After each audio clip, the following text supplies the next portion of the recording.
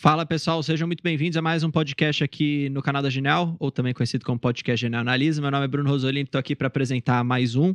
Hoje fazendo um programa aqui que foi uma sugestão do pessoal que acompanha nossos programas aqui de fechamento de mercado. Então, para você que também não acompanha os outros programas, acompanhe. Tem bastante coisa aqui no canal, que é para a gente falar um pouco sobre toda essa questão de pouso suave, pouso forçado, o que é, como impacta os mercados, como que isso está ativo, entre aspas, aqui na narrativa atual do mercado, que, para ser bem sincero, muda bastante. Então é importante que você consiga identificar qual é, para depois tomar as suas decisões de alocação, de investimento e tudo mais.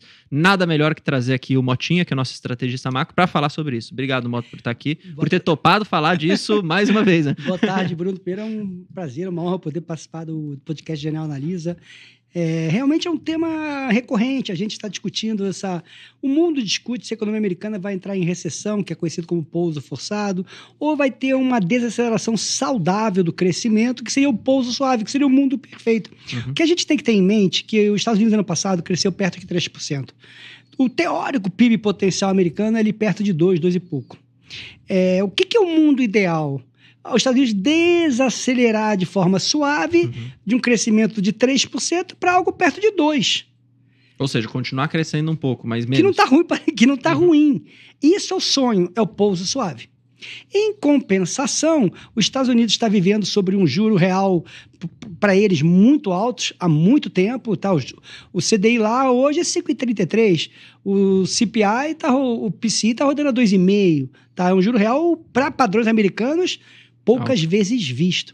E isso todo mundo fala, uma hora vai bater na economia, uma hora vai bater na economia, que se bater na economia, não é que os Estados Unidos esteja desacelerando, é que ele pode estar crescendo abaixo de 1, e o pouso forçado seria uma recessão.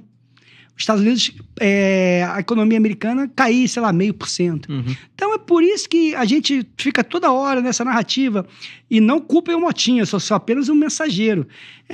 Será que os Estados Unidos vai desacelerar de forma suave ou infelizmente, vai ter um pouso forçado?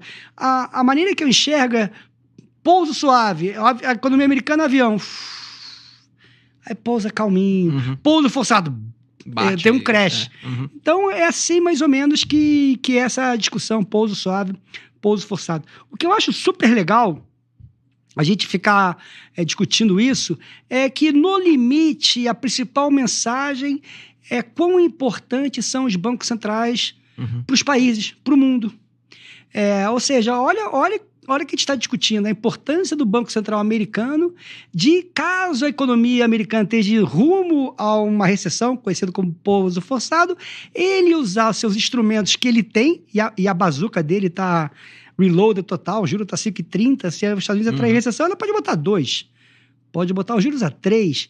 Nos últimos 2 anos, se não fala a memória, os Estados Unidos tirou 2 trilhões de... Todo dia, ele botou era perto de 3, 4 bi, botou para 9 bi, retirou 2. Se a economia americana desacelerar, ele pode botar os 2 de volta. Tá? Então, acho que são 2 conversas que eu acho legal para quem está nos escutando.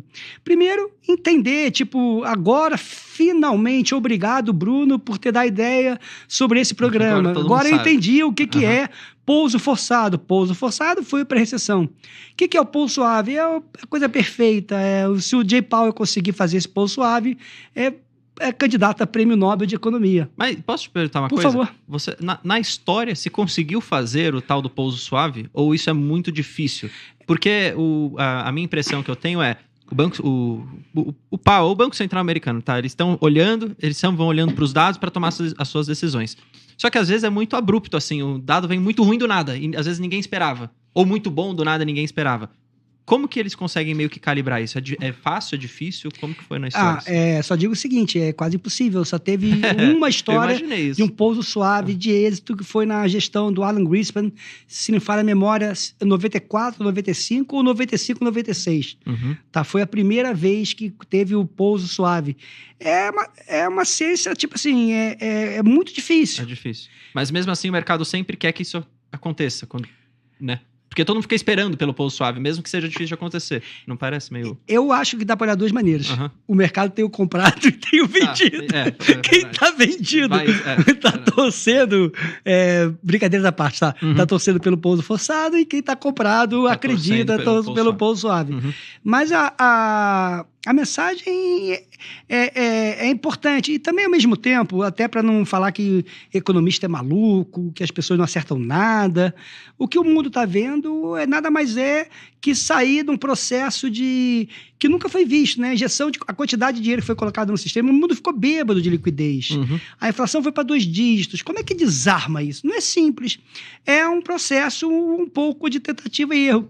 Olha como a gente está em agosto, né? Uhum. Em novembro para dezembro, a gente teve último trimestre no passado muito bom de inflação americana e o mercado começou a discutir inflação é coisa do passado. Está resolvido, não é à toa que o mercado de juros americano 10 anos, que é o termômetro disso, estava 3,80, o mercado apostava que 80% de chance de corte em março, 6 cortes de juros ao longo de 2024, aí veio a inflação de janeiro horrível, assustou todo mundo, fevereiro ruim, agora muito pelo contrário. Mudou tudo, né? Mudou tudo. Aí chega lá o Banco Central americano, chega e fala, poxa, em março vamos ter 3 cortes. Aí chega no último gráfico de pontos, vamos ter 1 corte. E o mercado agora voltando para 3 até 4 cortes. Isso num universo de 6 meses. Isso, na minha opinião, é consequência do mundo que está data dependente. Não são os modelos, talvez os modelos que os bancos centrais usam, que os economistas usam, que os hedge funds usam, são modelos que não estão conseguindo ter mais a mesma aderência do que acontecia no mundo pré-Covid. Entendi. Tá? Então, entendi. É isso, Bruno. É difícil mesmo. Por isso que muda toda hora, então, a narrativa. Porque cada dado que sai pode ser que se dê um peso positivo ou negativo para aquele determinado dado, né? Olha o que foi a semana passada. Tá? A semana passada a gente teve na quarta-feira ou terça-feira o número de criação de vaga, aquele JOLTS, bem linha, 8 milhões, mas manteve o mesmo dado, o mesmo índice de uma coisa chamada taxa de desistência, quem pede demissão. Tá em 2,1 a 4 meses, que é a mesma do nível da pandemia. Qual é a mensagem que isso passa? Que hoje o americano está sem coragem de pedir demissão. Sem coragem ou não tem bid, né? Não tem a casa do lado oferecendo... Não tem para que ele sair. Então, para ele pedir demissão, ele tem que estar muito convicto, são as exceções. Então, isso o mercado lê como, poxa, o mercado de trabalho não está tão forte assim. Aí a gente teve um dado de manufatura, que é um leading indicator para possível recessão, no componente do ISM de manufatura, no componente de emprego, era esperado assim 49 ponto alto e veio 43,4, que é muito, muito baixo. Só 3 vezes na história a gente teve esse indicador tão fraco. Durante a bolha da internet, durante a crise imobiliária e no auge da pandemia. Tirando esses 3 dados, a gente nunca viu isso. Então, o mercado de trabalho realmente está enfraquecido. Aí veio o payroll de sexta-feira, era esperado 175 mil vagas criadas, que foi 114, e a taxa de desemprego, que era esperada ficar em 4,1, foi para 4,3. Pronto. Aí o mercado embarcou... Nessa nova narrativa do pouso forçado. Entendi. Tá, então, e sempre lembrando que... essa importância, eu estou achando muito legal esse podcast por 2 motivos. Aqui eu vou poder ir um pouco mais a fundo na descrição, o que é pouso forçado e pouso suave, mas principalmente a importância do Banco Central, o que o Banco Central é capaz de fazer para o bem e para o mal. Vamos imaginar que agora está aumentando o número de analistas, de pessoas importantes, dizendo que, outro termo que vocês escutam muito, é atrás da curva. Verdade. Está atrás da curva. O que significa isso? É bom você estar aqui para explicar, é verdade. O que significa isso? Era para o Fed ter cortado juros em julho. A economia já está desacelerando, a economia já está caindo. Então, o Fed não errou nesse sentido? A gente vai saber quando, não sei. Você sabe? Não, é verdade. Mas, se você souber, me conta. Aqui no aplicativo da Genial. Um monte de gente começar a sair falando que errou, mas é que também não dava para saber naquela época, porque não tinha dado, né, suficiente para trazer isso. Bruno, há 6 meses atrás, era 5 cortes, 6 cortes. Aí veio para 0. O mercado discutiu subida de juros.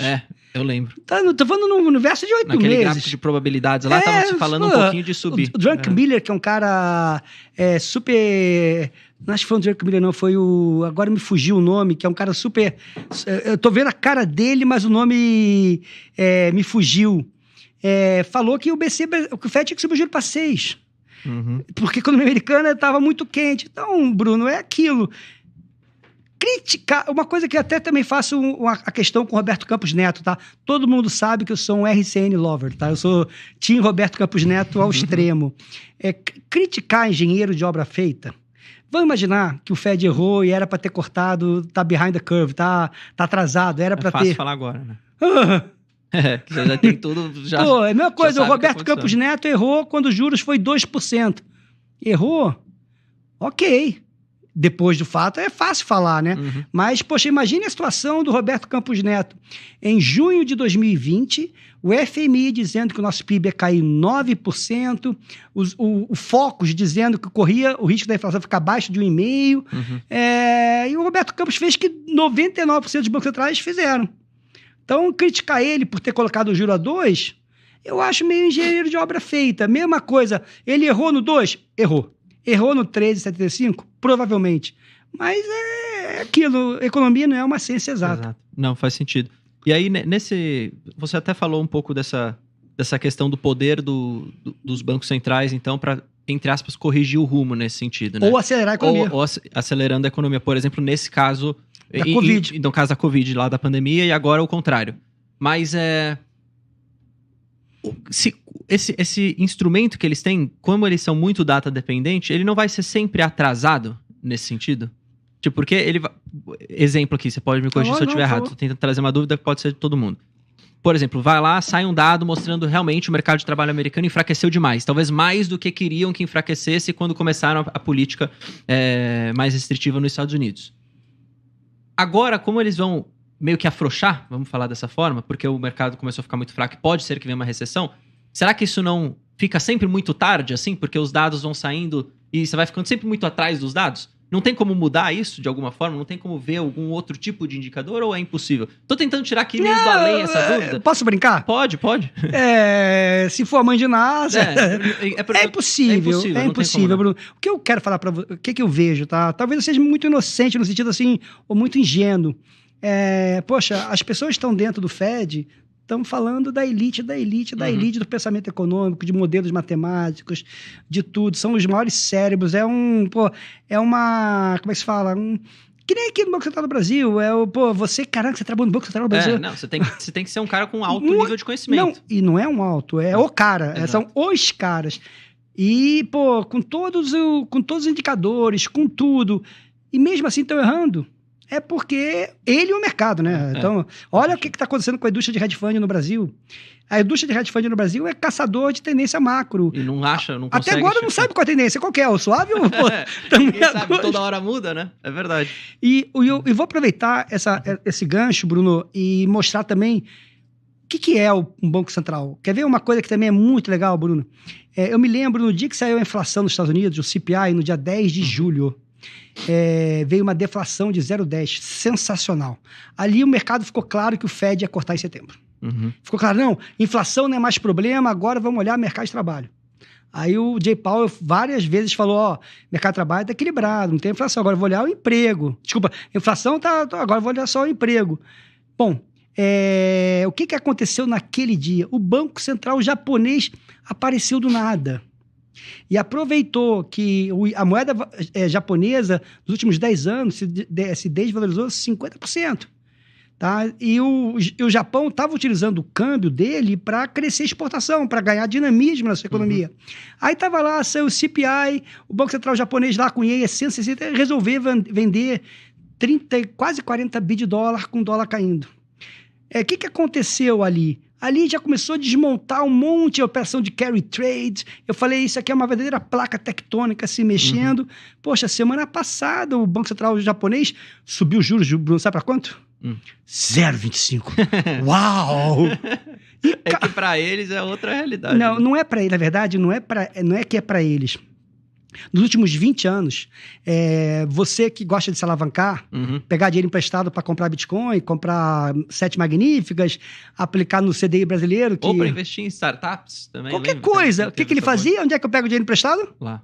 No Japão, que a taxa de juros é negativa, e mais, a moeda está se desvalorizando. Então, o meu passivo se essa moeda perde, opa, me dei bem. E ainda ganho juros ou ganho a valorização do Bitcoin. Então, o mundo nos últimos 20 anos se alavancou muito tomando dinheiro emprestado no BC japonês ou do Japão para comprar qualquer coisa. Entendi. Esse processo do BC japonês foi um processo que ele avisou, sabe esse dinheiro todo que vocês tomaram emprestado de mim? Eu vou querer de volta. E vou acelerar a maneira que eu vou repor. Então, de uma hora para outra, o maior fornecedor de liquidez do mundo fala, agora não forneço não, agora eu sou tomador de liquidez. E o que aconteceu? Ele faz isso através do aumento dos juros. É aumento de juros e vender ativo. Por exemplo, sabe quem é o maior detentor da Bolsa Japonesa? Quem? O Banco Central Japonês. Tem mais de 70% dos ETFs da Bolsa Japonesa. Sério? Nossa, não sabia. Então, é a maneira que ele tem de estimular a economia. Lembrando, isso tudo aconteceu porque o Japão estourou uma bolha, né? Desde 1980 alto lá, estourou a bolha. E aí, o Banco Central japonês fez um movimento na quarta-feira passada. O mercado, medo de pouso suave, pouso forçado, desmonte de posição. Aconteceu, a Bolsa do Japão caiu 12% na segunda, foi a segunda maior queda da história, bateu no mundo inteiro. O que o Banco Central japonês fez hoje? Ele chegou de manhã e avisou, senhores, eu vi que eu fiz muito tumulto no mercado. Eu vou avisar para vocês, agora vou parar de fazer o que eu falei que ia fazer. Eu só vou retomar o passo de tirar a liquidez do sistema e aumentar juros depois que as coisas acalmaram. E o que está acontecendo no mundo? Poxa, a nossa moeda, o nosso querido real, saiu de 5,70 para 5,60 agora, 5,60. Então, onde é que eu queria chegar? Primeiro, como as coisas são interligadas, é muito legal, porque a gente começou a falar desse assunto Banco Central japonês, placa tectônica, foi no dia 10 de julho. Pô, a gente está no dia 7 de agosto. 7 de agosto, e o assunto ganhou uma importância. E aqui na Genial a gente falou, isso aqui, por favor, quase de joelho, prestem atenção, isso aqui é transformacional. E tá até hoje. Aí viu o pânico, e o que o Banco Central fez? Acalmou. E o que é importante? É a mesma importância. Se você olhar, existe um termo também que é importante a gente aproveitar aqui e traduzir termos que o mercado usa muito. Hoje, a put do Fed voltou. O que é a put do Fed voltou? Se a economia americana desacelerar, se o SP 500 despencar, o Banco Central americano vai lá e vai o quê? Baixar os juros, colocar dinheiro no sistema para sustentar a economia, sustentar os ativos. Então, a put do Fed é isso. Pô, se a economia desabar... é o mecanismo que eles vão ter. E o que é importante, tá? O que é importante? Hoje, utilizamos a put do Banco Central japonês. Estava tudo se deteriorando, aí apareceu o Banco Central japonês, calma aí. E quem não está acostumado pode se perguntar, o que tem a ver o SP 500? Por que um Banco Central americano tem a ver com Bolsa de Valores americana? Lá é lugar de especulador, lá não é bem assim. Tá? Primeiro que o SP 500 por americano é como se fosse o dólar pra gente. Quando a coisa tá ruim, dólar a 6. Onde é que é um termômetro importante, até que a classe política sente? É o dólar. Entendi. O SP 500, o dólar pra gente é o SP 500 para a economia americana, para o americano. Tipo assim, saiu no Jornal Nacional, ninguém mais ouve Jornal Nacional, mas brincadeira da parte, saiu na capa de jornal assim, SP 500 cai 5%. Você americano, se você estava pensando em comprar um carro, sabe o que você faz? Vamos esperar um pouquinho. Aquela viagem, vamos esperar. Aí que chama-se o risco, que hoje, o mercado é tão louco, Bruno, e tão rápido, que o mercado discutiu que o Fed podia fazer uma reunião extraordinária. Reunião em setembro. Cortar mais, amanhã. Amanhã, semana que vem. É tão louco, por causa do Japão e do Peru. É tão louco, né? O cara decidiu juros na quarta-feira passada. Aí veio o Peru fraco e o mercado já está falando que vai ter que ter uma reunião extraordinária. Mota, qual é a chance de acontecer? Eu acho muito baixa, mas quer ver um evento que pode fazer essa reunião extraordinária? Uma coisa que o termo que eu uso chama-se apagão na economia americana. É justamente isso. O SP 500 começar a cair, o americano fala, amor, tempos de vacas magras, hein? Corta tudo, não consome nada. De consumir e aí só o básico. Entendi. Aí entra num ciclo... Aí é o tal do apagão. Fed tem que ser. Aí o Fed vai lá e salva a economia. E sempre lembrando... As coisas, Bruno, é cruel, né? Porque o mundo descobriu esse instrumento lá em 2008, 2009, quando quebrou o sistema bancário americano por causa da crise imobiliária. Aí o Banco Central americano testou essa solução, funcionou, a inflação não apareceu Só que teve um problema. Todo mundo com dinheiro a zero, o que o mundo fez? O americano, ou o mundo, o que o mundo fez? Comprou ativo. Foi para esse tipo de risco. Comprou SP500. Comprou o quê? Imóveis. Verdade. Vê quanto o imóvel americano subiu de 2010 para hoje. Verdade. Você vê algum problema nesse preço do imóvel ter subido pra caramba? Ou seja, o Banco Central, de forma intencional, fez com que deu oportunidade de pessoas comprarem que pudessem se financiar em 30 anos, comprar 3 imóveis. O que você acha? Como é que você enxerga isso? Uma hora isso estoura, né? Ou não é nem Pode até ser, não, porque o mundo está mais alavancado. Depois de 2009, sabe qual é o grande problema disso? Injustiça. Vamos chamar de petista, tá? Injustiça. Injustiça social. Por que isso? O que aconteceu? Quem agora consegue comprar um imóvel nos Estados Unidos? Ah, sim. Entendi. Ninguém mais.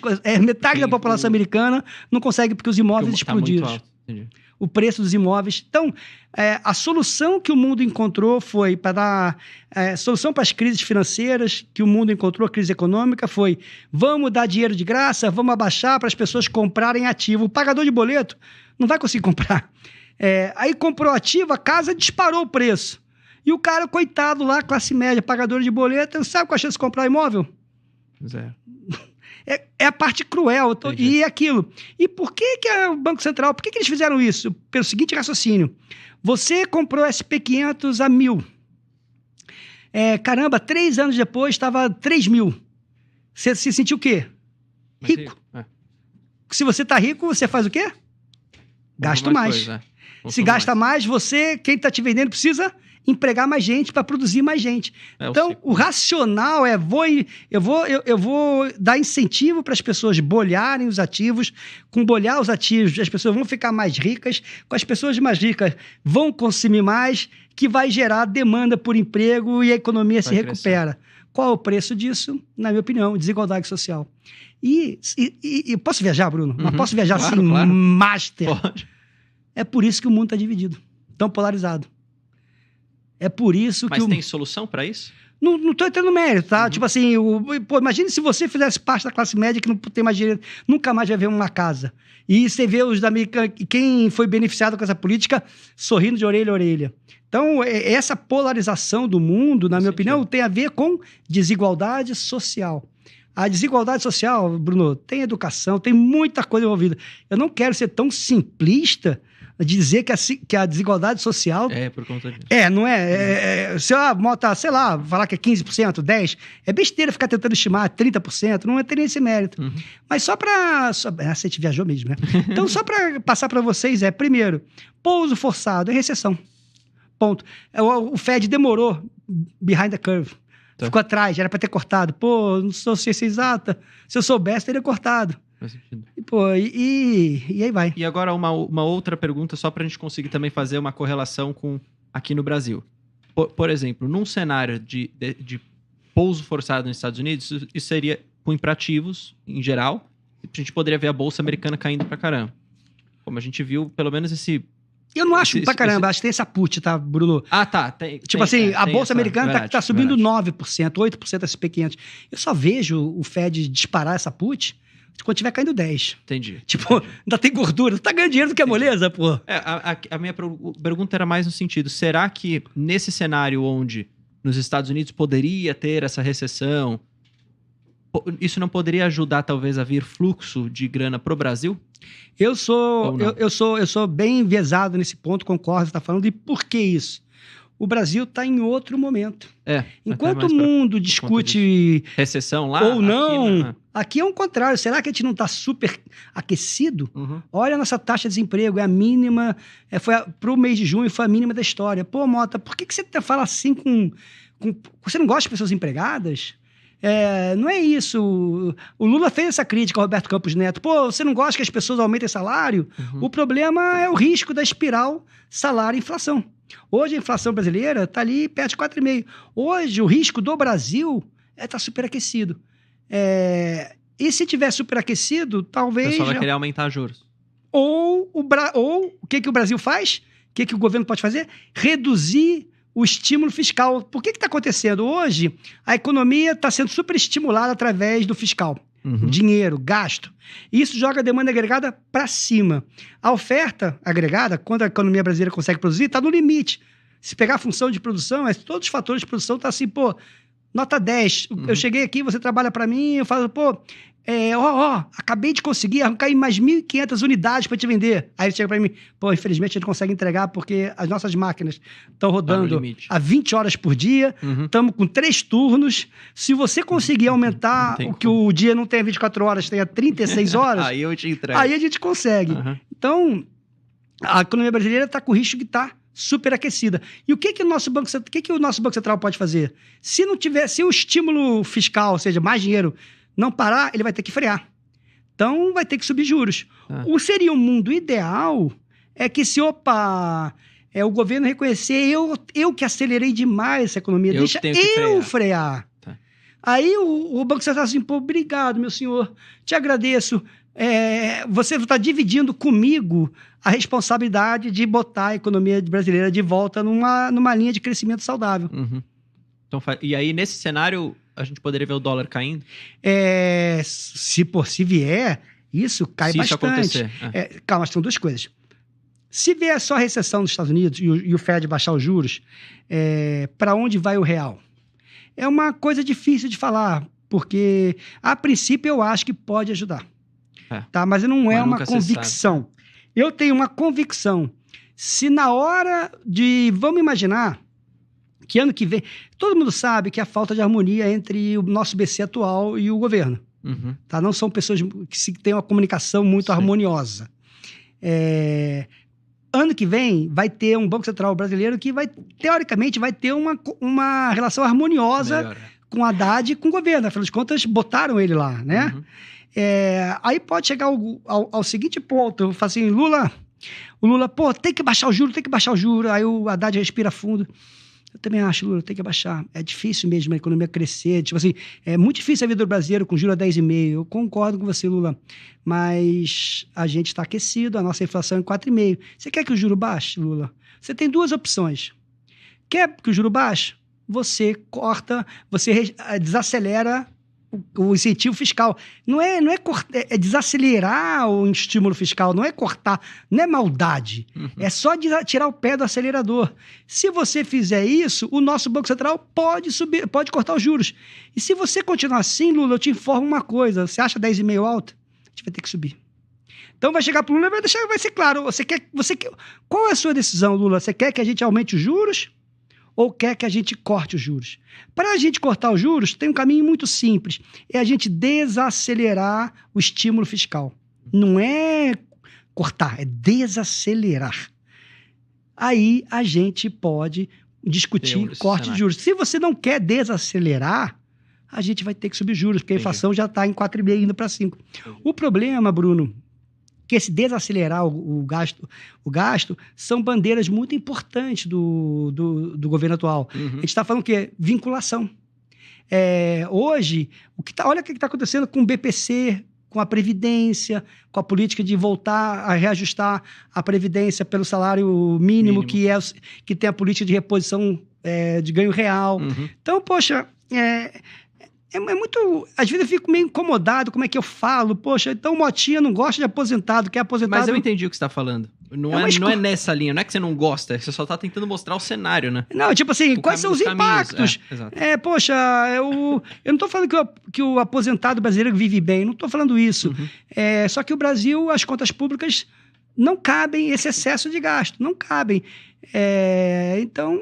Para manter isso. Então, voltando, o que é o desacelerar? É o Lula, depois das eleições municipais, né, chegar e falar assim, sinceramente... Deixa eu segurar um pouco. Entendi.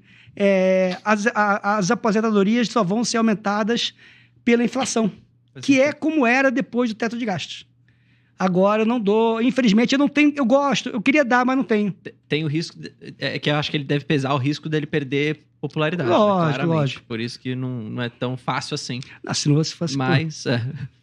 Mas então, poderia existir um cenário onde a gente visse o dólar enfraquecer? Aqui no Brasil, caindo o dólar no Brasil. Dólar caindo aqui no Brasil. Sim.